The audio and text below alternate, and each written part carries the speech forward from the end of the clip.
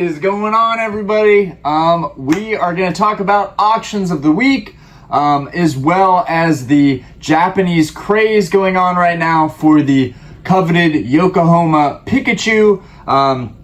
So we'll get into all of that. I'm going to talk about the Japanese craze after we go over the auctions of the week real quick. All right, so I've started to put a lot of stuff up for buy it now because I took some L's last week on some auctions, but I realized as long as I'm finding stuff and buying stuff out of collections and getting really good cost basis on those cards, I should still be fine to do auctions. So I'm gonna keep doing the auctions. I may end up regretting it. I've got some first edition cards that I put up for auction, but I got most of them out of collection buys, so it is what it is. And then I have a card that I want to talk about that I've briefly talked about on the channel before, but I've never gotten any information on it, and I would hope that someone could help me. Maybe if someone watches this video, they'll be able to let me know, give me some advice on what to do with one of these cards. Okay, so first things first, for the auctions of the week, well, I have these two. They're not really that important, but we have a promo Charmander here, and we've got a Tyranitar full art. I got those on the live stream opening, and I just don't need them. They're duplicates, so those are going up. But we have, first up, so these are first edition cards. I don't sell really any of my first edition cards unless they're duplicates, but these first edition cards all have some inherent small flaw. And for me, I'm just super OCD, and right now I'm in the phase of consolidating so that I can get nicer cards that I really want and feel that I need for my collection. One of which that we got recently was the Gold Star Pikachu right over here. I feel like I really shouldn't even try and move this because I have everything set up over here. I've got my nice little prismatic sticker. All right, can I maybe squeeze this in here? Let's not try and do that. Okay. All right, let's move this guy up. So this was one of my biggest pickups recently. I was gonna do a full video on it, but I don't know when I'm gonna get to that. The coveted Gold Star Pikachu, which to me is always gonna be one of the most sought after Pikachu cards. I was watching an auction that Z&G Emporium was doing this week, and I paid $2,300 cash for this card.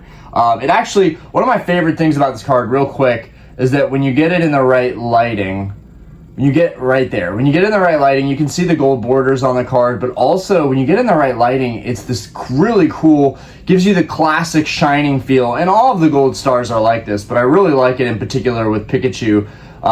He becomes a shadow, and there's an electric blue bolt around him. It's just absolutely fantastic. And then the hollow pattern on this card, when you get it in the sunlight and it really shows, it looks like stars in the background. And he's just so tough. He's like, I'm gonna mess you up.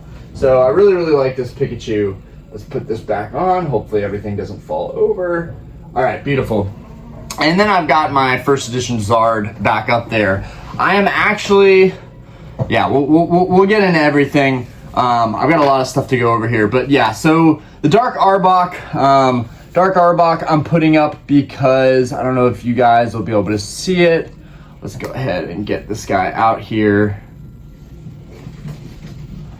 The Dark Arbok I'm putting up, there's a little indentation right there, so I'm putting the Dark Arbok up. Otherwise, I would have kept him. A part of me was like, dude, just keep the cards, even if they're flawed, they're first editions, like just keep them. You can make them binder copies in the future, it really won't matter. But you know what? I know enough about this hobby now. I know I can find this card in a cleaner condition, even if I have to pay a little bit more for it. I'm okay with that. I will say it was fun getting these cards and buying them out of collections. They looked a lot nicer in person. I didn't really spend too much time over analyzing all the cards. So recently, yesterday, I went over all of my WotC hollow cards that aren't in binders already. And I went over the ones that I feel like I need. I'm really trying to be more efficient. I'm not selling off my collection, but I'm definitely liquidating more stuff than I normally would. One, because in the last video I did mention my wife's brother does have a wedding coming up, and already our bill is going to be over $3,000. I'm pretty upset about it, honestly, because I I just started selling more stuff and selling more stuff on both platforms, on Mercari and eBay. So things are finally starting to be on the up and up for me. And it just like, I feel like I just can't get ahead because there's just another thing that I have to deal with. And then the month prior, I was dealing with property taxes and car repairs. I just cannot get ahead these past 2 months. But anyways, this Dark Arbok is really well centered. The hollow pattern, the Cosmo, actually looks nicer. I have a couple unlimited versions, and honestly, the hollow doesn't shine this well on it. It's harder with the cards with darker backgrounds, but down here where it's kind of golden, it shows really nicely. The whole card is pretty much perfect, and it's well centered, and there's barely any wear on this card at all. We got a little bit of whitening down here, but it's really just the tiny little indentions down here. That's it. So this card could be perfect for someone's binder. That's up to you if you're okay with cards that have, a flaw here and there. This one is exceptionally nice. We've got an Erica's Clefable here. Honestly, I don't know why I put this one up. It has a very small crease here that doesn't really even go into the extend into the hollow of the card. You don't even really see the crease looking at the card. It's a beautiful first edition card. I really should have done a little bit more research before I decided to pop this up for an auction. The Cosmo Hollow is absolutely stunning. There's a beautiful swirl over here. This is a beautiful card. You guys can see that. There's no flaws on this card other than that small crease, but we're going to take it out so that we can really appreciate it. My favorite thing about this card is honestly, every card with Erica in it has like flowers in the background, the Bulbasaur, her Venusaur, and this Clefable. That's one of my favorite things about Erica. And with 151 coming up, people are all the craze over Erica right now.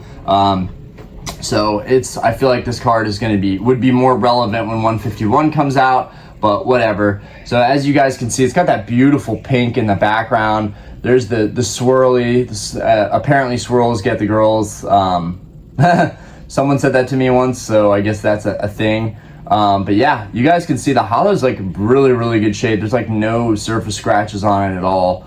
It's really a beautiful example for this card. And one of my favorite things about this one in particular is that the Pokemon itself doesn't take up that much space in the hollow. So the hollow really shines nicely. This card is going to make a beautiful addition to someone's collection. It's nearly perfectly centered. The back looks really good. So these are going to be some nice little finds for someone out there. Now here we have the Nidoqueen. It's much harder to show the flaw on this Nidoqueen, but we're going to try and do that.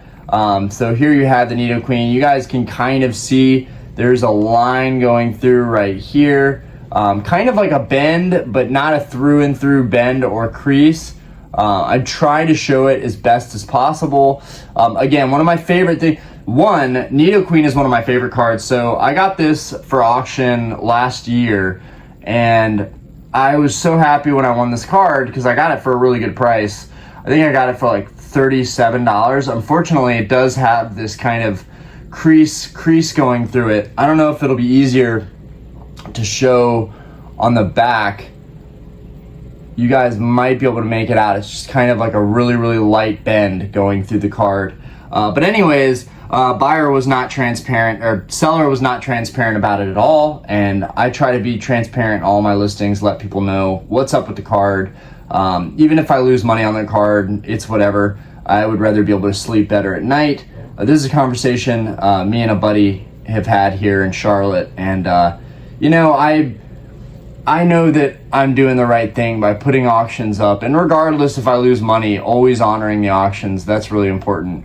But yeah, on this Nidoqueen, it's got a beautiful, that pink flowered background. Honestly, I think I like the Nidoqueen in some respects from Jungle. I like this one more than the base set Nidoking. There's just more going on. It has the natural looking background behind it. So yeah, I'm a huge fan of Nidoqueen. That's the first edition. The only flaw is the really light bend going through the card. Otherwise, again, like all of these just happen to be like perfectly centered with light edge wear, but they're just, of course, each one has a flaw. Now this Dark Dragonite is pretty much perfect. This Dark Dragonite is pretty much perfect. This one is gonna hurt to put up. I really don't know why I'm selling this card. Honestly, I love this card, and I picked this up out of a collection, so it really should just be a nice story that I should hold on to. The edge wear and whitening on this card is almost non-existent. Here's the holo. You can see the holo is very, very crispy, very glossy. This card is absolutely stunning. Absolutely stunning. You guys can just see everything that's going on with this card. Absolutely stunning. And you know, sometimes going over the auctions of the week are just a fun way for me to get to talk about some of these cards. I get to market some of the stuff I'm selling, but at the same time, it's fun to just talk about some of these random cards that I otherwise probably wouldn't be bringing up. This is probably my favorite card from Team Rocket. I love the Charizard, but I gotta say the Dark Dragonite I think takes the cake over everything. Gosh, this card is absolutely gorgeous. So, as you guys can see, this card is crispy. This card is super crispy. Basically no whitening whatsoever. I probably should get this card graded, but recently with the cost of my submissions, I'm kind of rethinking submitting cards. I'm always going back and forth on this. I really probably should submit this card.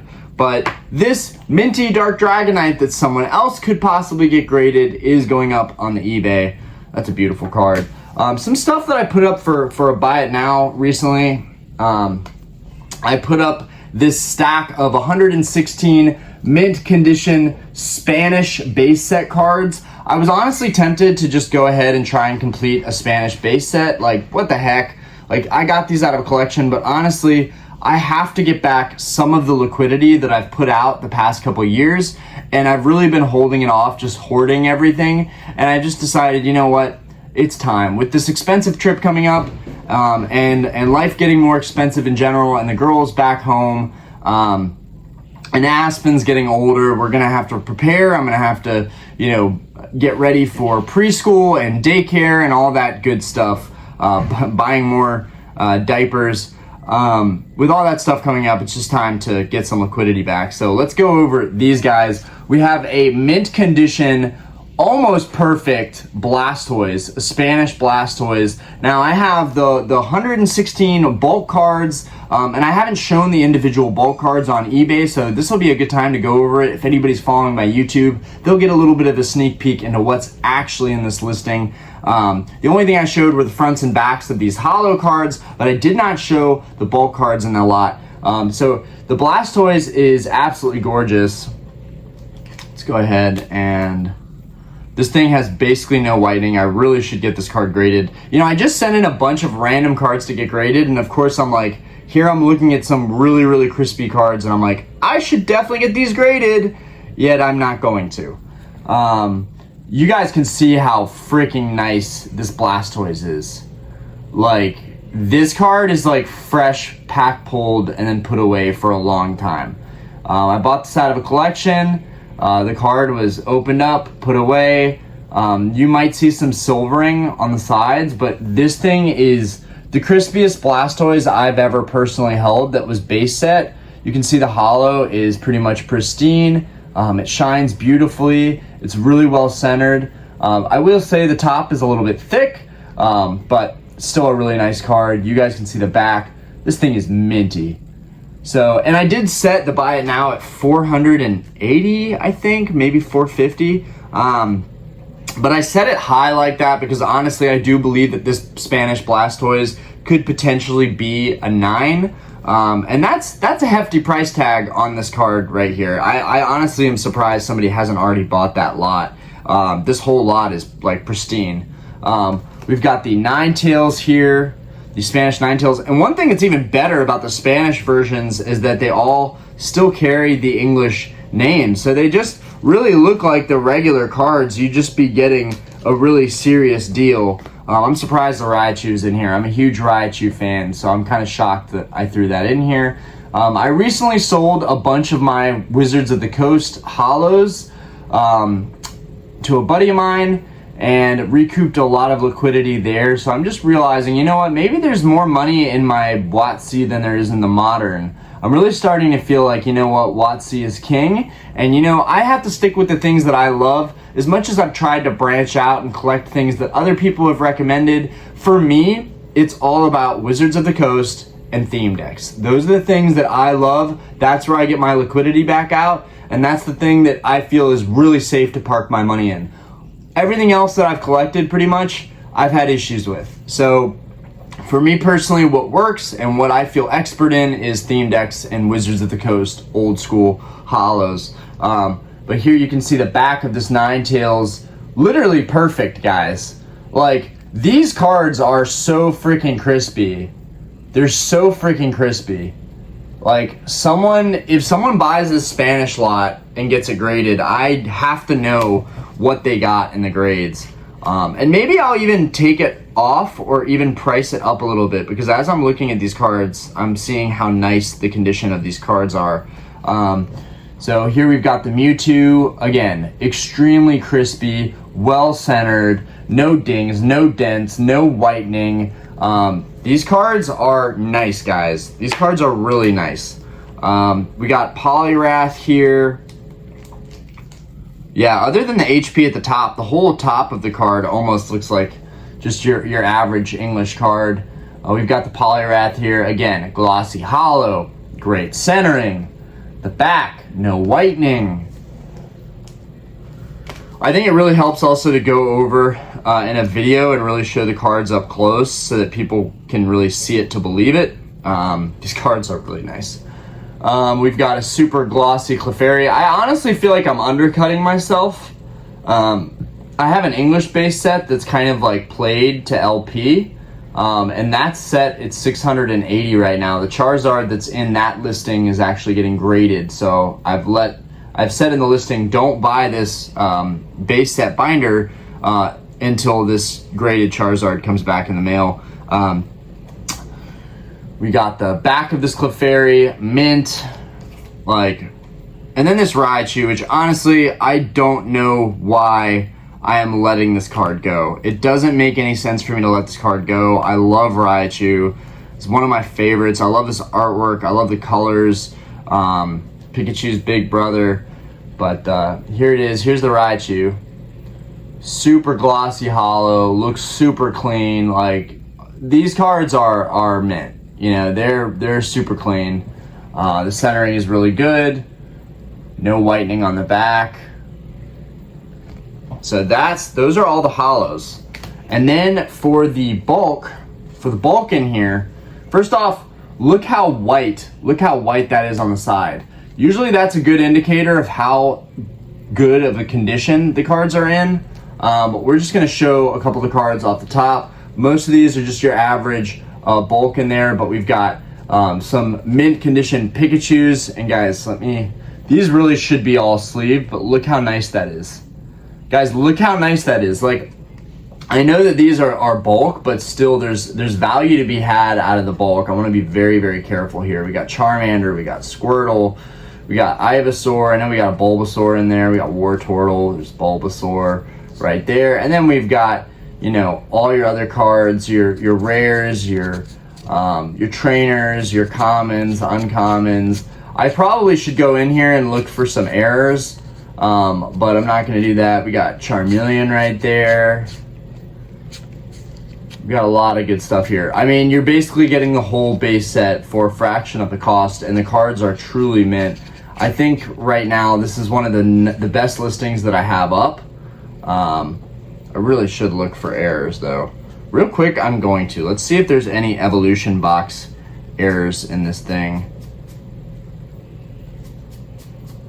You know, that's another fun thing, is like looking for errors in cards. I never used to do that, but I'm trying to do that more often now, because you never know what you're gonna find, what you'll see.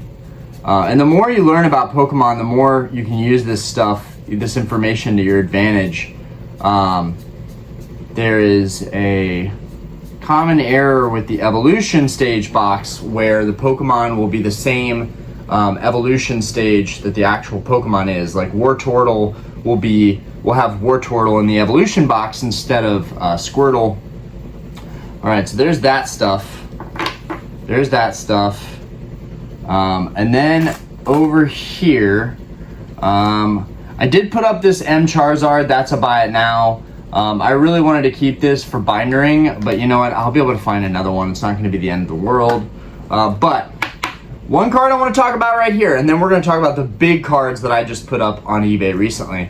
But I want to talk about this card because this card is rare.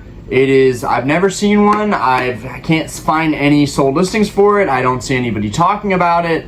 I have a stack of War Turtle gold stamps, and I'm trying to get it in the light there so you guys can see that gold stamp. Let's go ahead and take this guy out of this top loader. Now, your average gold stamp War Turtle in like an 8 sells for like 70, 80 bucks. And a 9, I think 150. And a 10, who knows? I didn't even look at the sold listings for those, but I'm sure several $100s. But I have something that's rarer than all of those. This is an Error gold stamp Wizards stamp, but it's a double stamp. You guys see that? There's 2 stamps there. Now I'm gonna get the regular one. I'm gonna get the regular one just to show you guys what I'm talking about, so you know that I'm not crazy. Okay? Here's the regular one. You see, there's the, sorry, my hand's shaking a bunch. But here's the regular stamp. Dang it, get that in there. I'm trying to get it to focus. There's the regular stamp, nice and crispy, very easy to see that. And then here's the double stamp.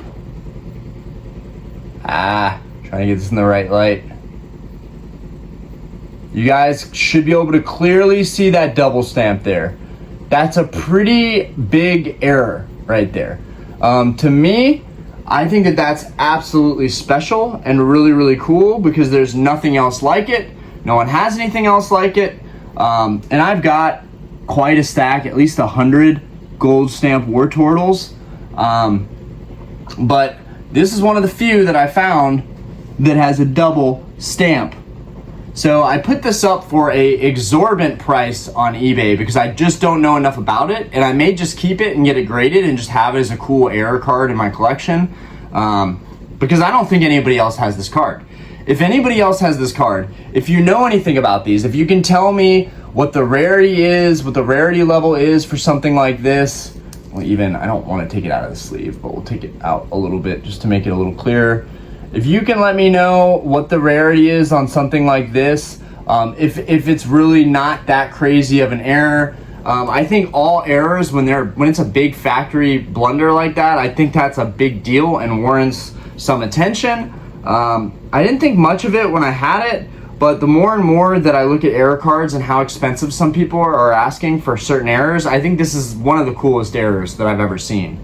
And it's really cool that I happen to have it in my collection, and then I can't seem to find any information on it. So that's really special. And then before we talk about this Yokohama Pikachu, and just kind of the whole Japanese craze in general, we'll talk about the big boys. I listed some of the big boys this week. I didn't really want to, but I felt like I had to. Have to recoup some of my liquidity, and I thought, you know what, if I can recoup my liquidity before Collecticon, and I don't have to try and trade these or even get a worse trade value there, I'll sell them. If the price is right, I'll sell them. So we've got a PSA 7 reverse Skyridge Charizard right here. This guy's already gone through eBay. It's already been authenticated. There's this card and a 7. There's only 72 of these. In the entire world, there's only 72 of these. That's a lower pop than some of the higher grades in this card. 72 isn't extremely low, but 72 is a pretty low pop for this card. So I went ahead and set this card up at $1,500 on eBay just because it's super low pop and there's not a lot of sales data on the 7. The last one was sold a while ago for $1,000, I think. But you can't really go off of those sold listings, especially if they're months apart. I put up my PSA 6 Shadowless Charizard that I feel like is really more close to a 7. This thing is super clean. I'll show the back of it. There's barely any whitening on the back. I really don't know why it's a 6.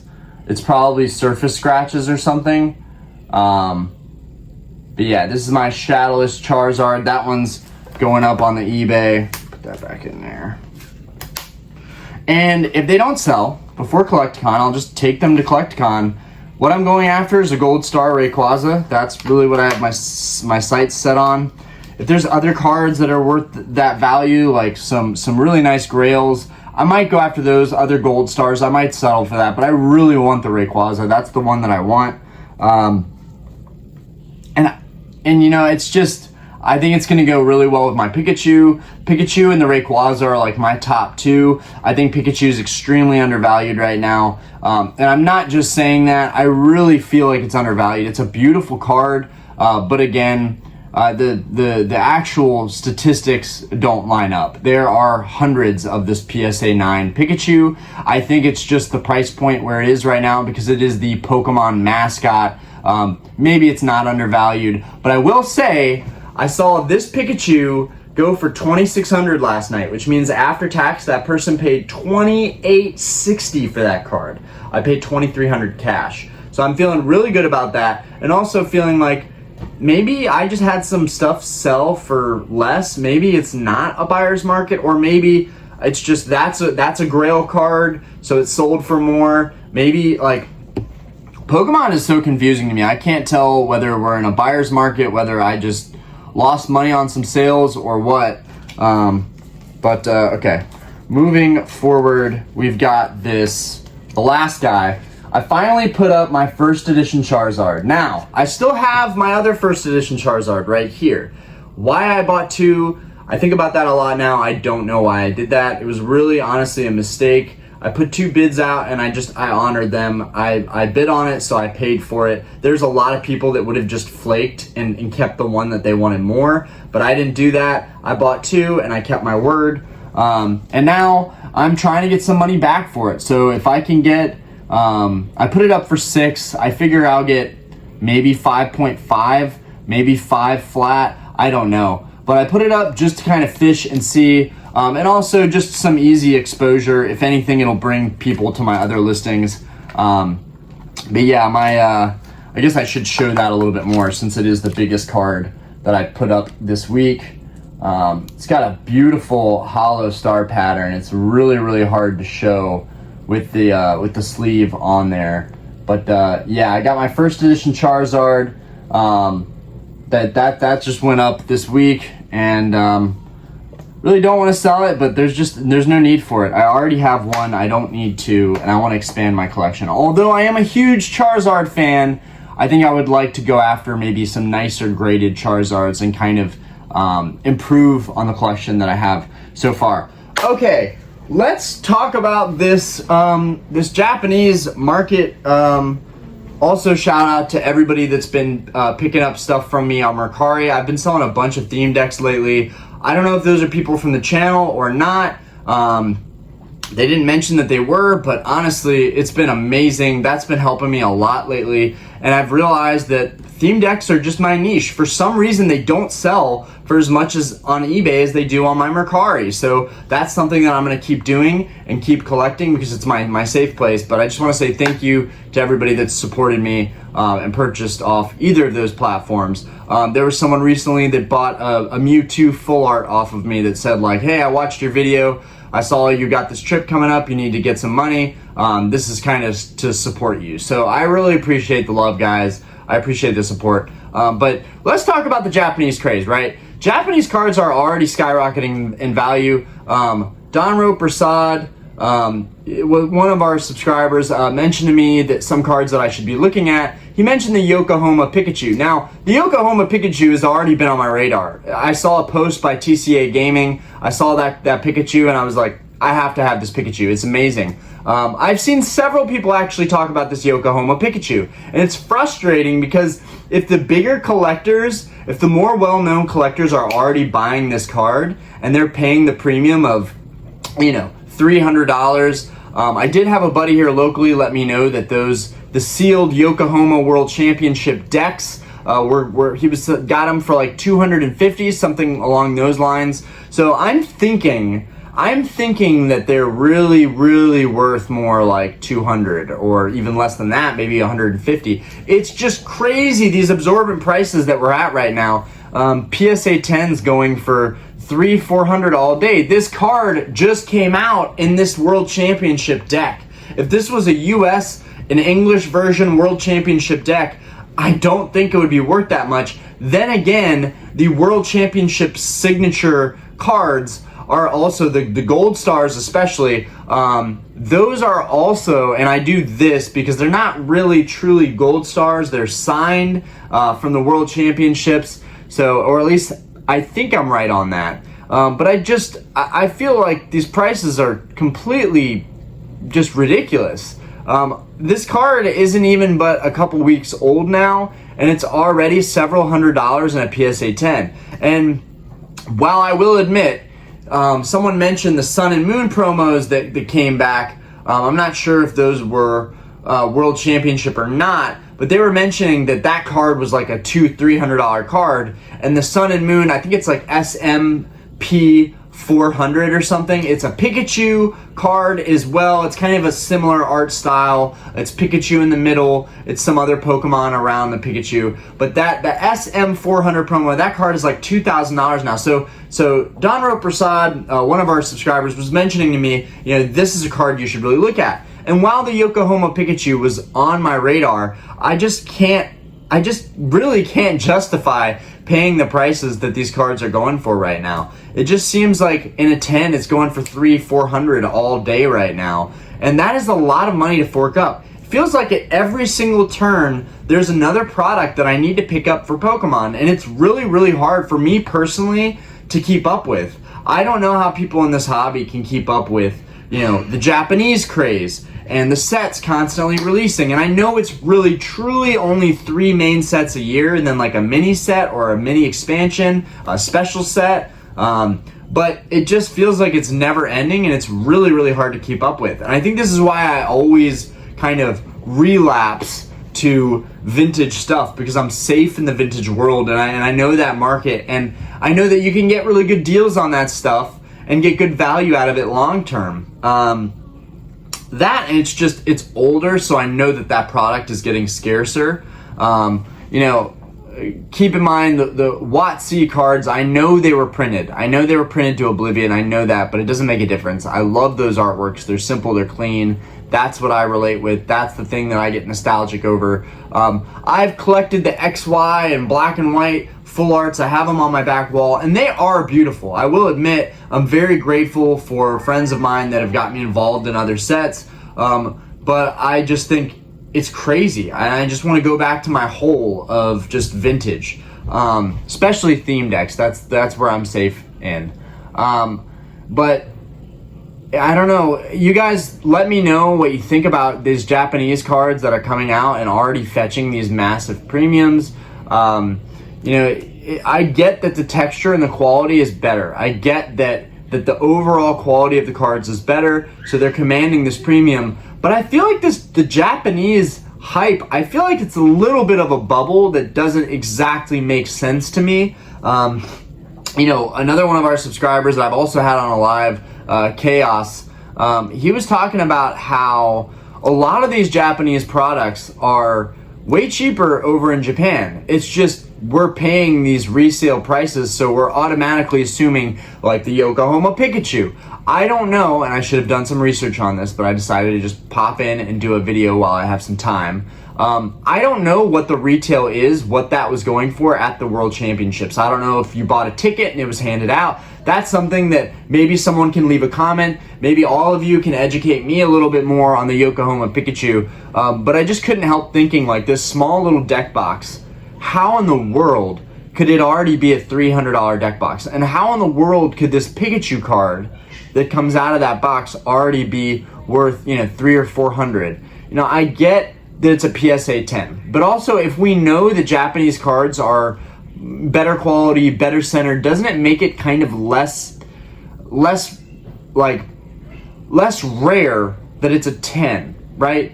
In the English versions, we have so many factory, quality control issues that the 10s I feel like are more sought after, and they're truly rarer. Now there are modern cards, like in some cases the Moonbryon.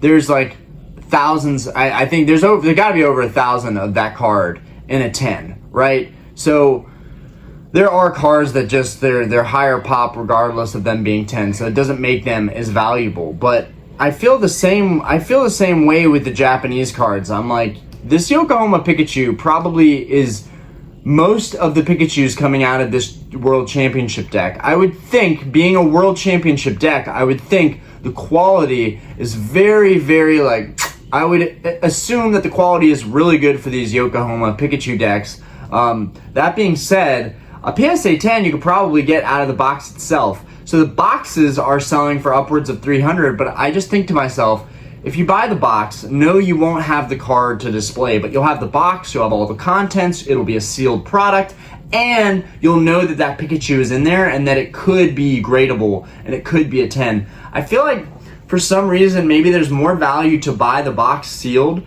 than to buy the Pikachu in a 10. So I'm struggling with that right now, but I'm also it's just shocking the prices of some of these Japanese cards that come out. And now that I'm more well versed on this hobby and I've been in it for a little bit more time now, I feel like I'm naturally going to gravitate towards buying more Japanese cards.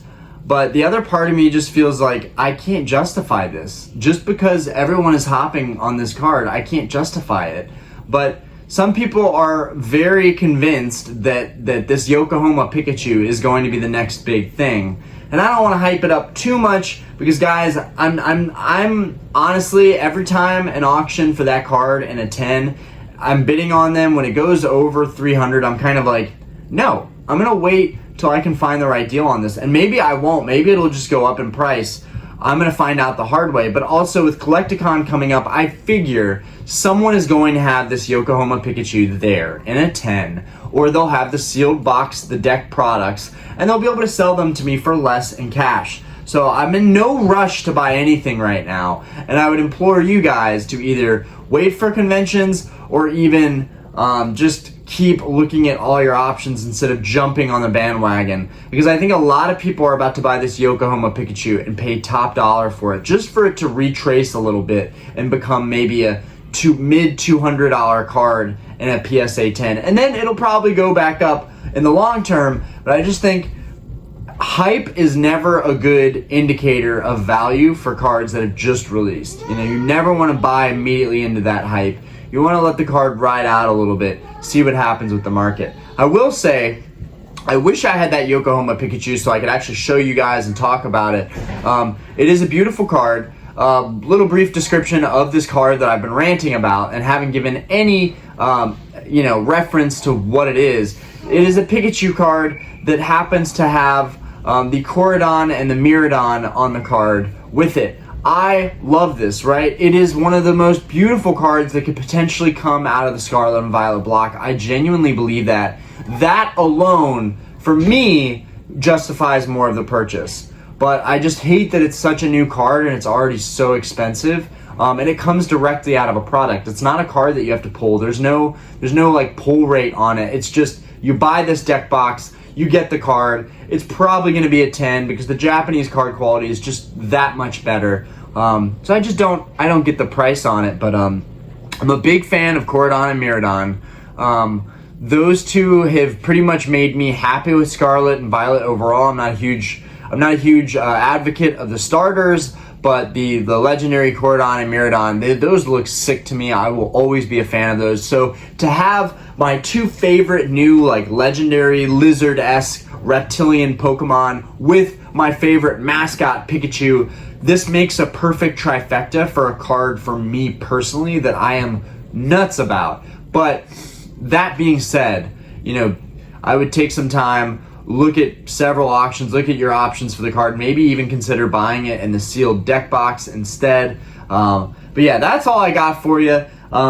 Whenever you guys mention cards that I haven't seen before, I will try my best to look into those cards, and then maybe I can do videos talking about those cards. But yeah, we're already 40 minutes in, so I'm gonna let you guys go. Let me know what you think of the auctions coming up. Let me know what you think of the Spanish base set cards that I put up. Let me know what you think of the double gold Wizards error stamp War Turtle. Let me know what you think of me selling my Charizards. Will I regret that? Let me know what you think of this Yokohama Pikachu. Most of all, I want to hear your thoughts on that. I want to hear what everybody's thinking on that card. Is this a card that we need to be jumping at? Or is this a card that, you know, I think can fluctuate a little bit, and it's really riding the hype train right now. All right, guys, have a fantastic day. Peace out. Thank you for watching the channel. It's amazing to see the channel growth. I'm excited. Wednesday night, we will do a live. I may open some more Obsidian Flames. Maybe we'll just have an open discussion. Maybe I'll have someone on. If you guys want to message me, if you haven't been on and you're interested in coming on, that's something that we can do. Yeah, so anyways, I'll let you guys go. Have a fantastic day. Peace out.